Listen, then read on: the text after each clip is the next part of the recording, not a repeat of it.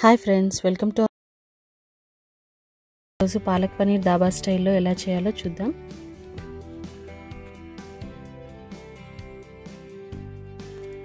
ఛానల్ని first time చూసే వాళ్ళైతే సబ్స్క్రైబ్ చేయడం మర్చిపోకండి. మీకు రెసిపీ నచ్చితే లైక్, కామెంట్ అండ్ షేర్. చాలా డిఫరెంట్గా ఉంటుంది, అలాగే టేస్టీగా ఉంటుంది.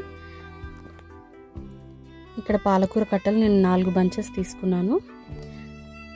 వాష్ చేసి కట్ చేసి పెట్టుకోవాలి. అలాగే నేను ఇక్కడ 5 to 6 గ్రీన్ చిల్లీస్ తీసుకున్నాను. వీటిని కూడా యాడ్ చేసుకోవాలి.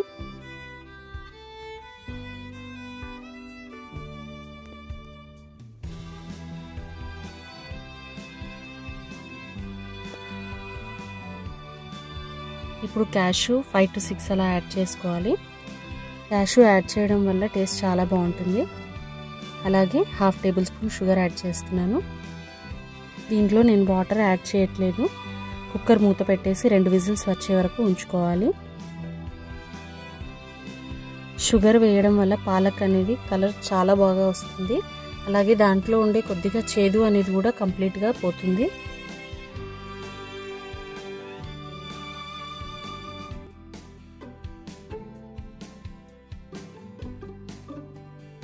ఇది చల్లారే వరకు పక్కన పెట్టుకోవాలి.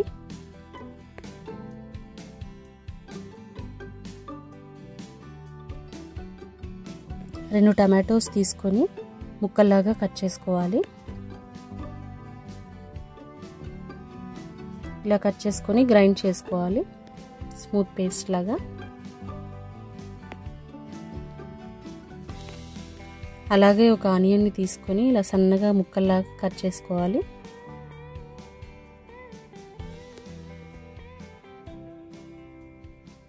ఇప్పుడు ప్యాన్ పెట్టుకొని 2 టేబుల్ స్పూన్ ఆయిల్ని వేసుకోవాలి.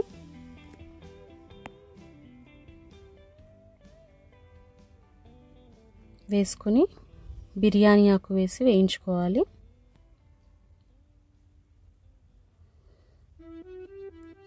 ఒక 1 minute వేయించుకున్న తర్వాత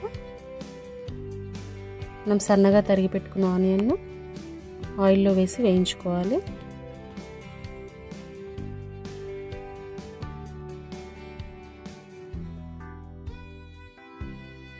ఆనియన్స్ మనం సాఫ్ట్గా అయ్యే వరకు వేయించుకుంటే చాలు.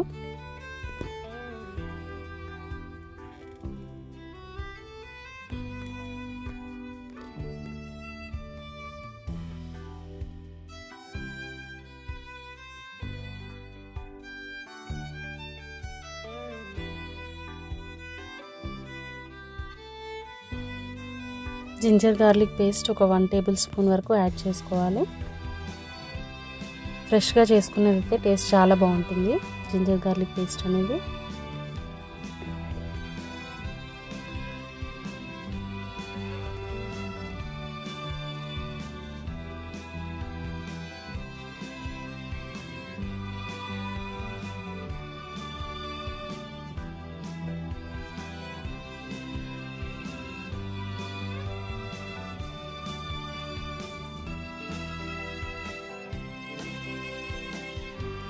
జింజర్ గార్లిక్ పేస్ట్ వేగిన తర్వాత మంచి స్మెల్ వస్తుంది. అప్పటి వరకు వేయించుకోవాలి.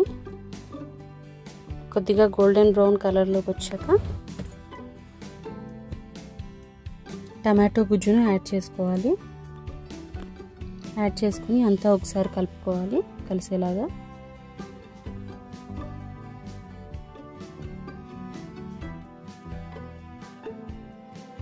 రెండు నిమిషాల పాటు దీన్ని ఉడికించుకోవాలి మూత పెట్టి.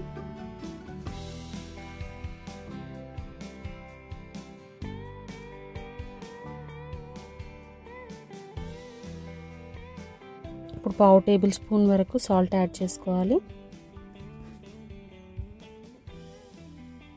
అలాగే 1 table spoon chilli powder add చేసుకోవాలి. మీరు చిల్లీ పౌడర్ యాడ్ చేసుకునేటప్పుడు ఆల్రెడీ గ్రీన్ చిల్లీ యాడ్ చేసాం కాబట్టి చూసి యాడ్ చేసుకోండి.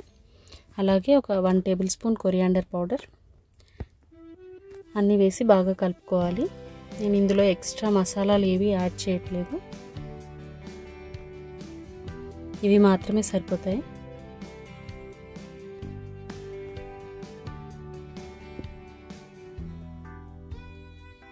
ఇప్పుడు మరొక నిమిషం పాటు దీన్ని మనం ఉడికించుకోవాలి మూత పెట్టి. ఇప్పుడు పాలకూర చూద్దాం. ఇది కంప్లీట్గా కుక్ అయిపోయింది. ఇది చల్లారే వరకు పక్కన పెట్టుకోవాలి. దీని వాటర్ తీసి సపరేట్గా పెట్టుకోవాలి గ్రైండ్ చేసేటప్పుడు. చల్లారిన తర్వాత ఇలా పేస్ట్ లాగా చేసుకోవాలి.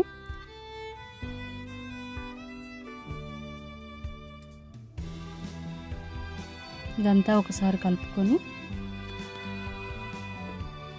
పాలక్ పేస్ట్ని మనం యాడ్ చేసుకోవాలి. ఆయిల్ అంతా సపరేట్ అయిపోయింది.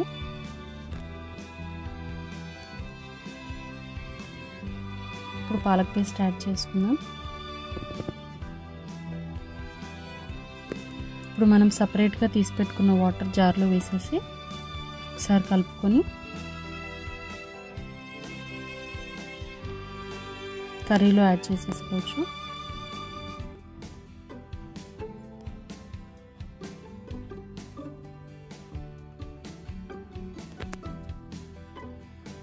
ఇప్పుడు అంతా కలిసేలాగా బాగా కలుపుకోవాలి.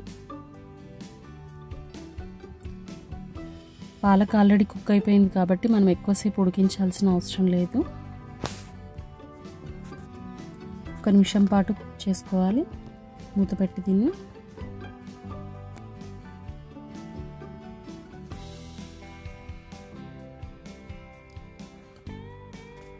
ఇప్పుడు దీంట్లో కొద్దిగా సాల్ట్ యాడ్ చేసుకుందాం.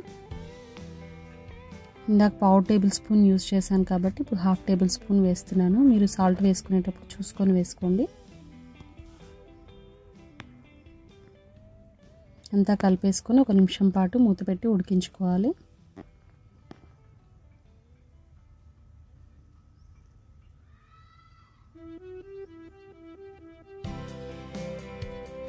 కంప్లీట్గా బాయిల్ అయింది. 1 మినిట్ తర్వాత దీంట్లోకి మనం ఇప్పుడు పన్నీర్ యాడ్ చేసుకోవాలి.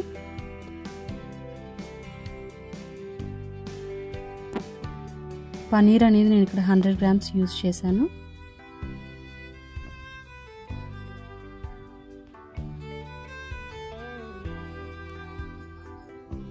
పన్నీర్ వేసిన తర్వాత మళ్ళీ కాసేపు మనం ఉడికించుకోవాలి దీన్ని.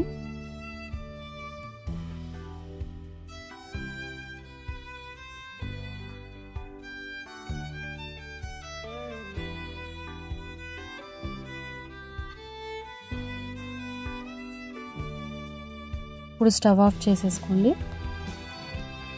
తర్వాత ఇంక పోపు ప్రిపేర్ చేసుకుందాం. 1 టేబుల్ స్పూన్ ఆయిల్ తీసుకున్నాను. అలాగే సన్నగా తరిగిన వెల్లుల్లి రెమ్మలు యాడ్ చేశాను.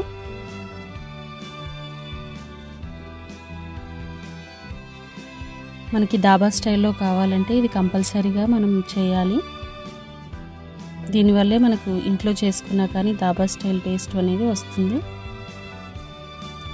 వెల్లుల్లి రెమ్మలు వేగిన తర్వాత స్టవ్ ఆఫ్ చేసేసుకొని 1/2 table spoon chilli powder add చేసుకోవాలి. ఇది అంతా కలుపుకొని వెంటనే పాలక్ పన్నీర్ కర్రీలో యాడ్ చేసేసుకోవాలి. లేట్ అయితే కారం అనేది బ్లాక్ కలర్లోకి వచ్చేస్తుంది కాబట్టి వెంటనే యాడ్ చేసేసుకోవాలి.